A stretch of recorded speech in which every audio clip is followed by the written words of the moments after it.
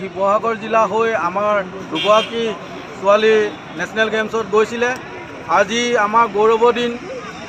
ইমান দিন 2001 চনৰ পৰা আজি তাৰিখলৈকে মই নেটবলৰ লগত জড়িত আৰু সেই জড়িত ক্ষেত্ৰত আজি মোক দুজনী ছোৱালী, এজনী হৰিপ্ৰিয়া ডেকা বৰুৱা আৰু প্ৰেৰণা গগৈ, যি নেকি আমাৰ শিৱসাগৰ জিলা হৈ তেওঁলোকে প্ৰতিনিধি কৰিছিলে নেশ্যনেল গেমছত তেওঁলোকে ব্ৰঞ্জ পাবলৈ সক্ষম হৈছে।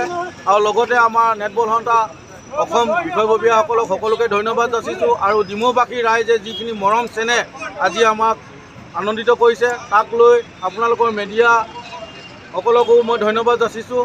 আৰু ভৱিষ্যতলৈ আমি আৰু আগবাঢ়িম বুলি আশা কৰিছোঁ আৰু লগতে আপোনালোকৰ সহায় সহযোগিতা বিচৰা হ'ল।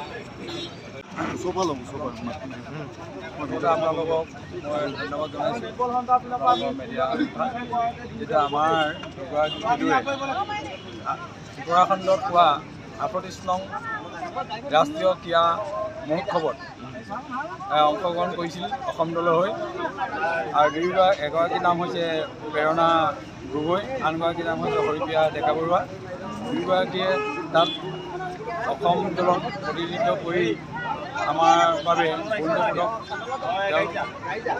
লাভ কৰিবলৈ সক্ষম হ'ল। আৰু সেয়েহে আমি শিৱসাগৰ জিলাই অতি গৌৰৱ অনুভৱ কৰিছোঁ।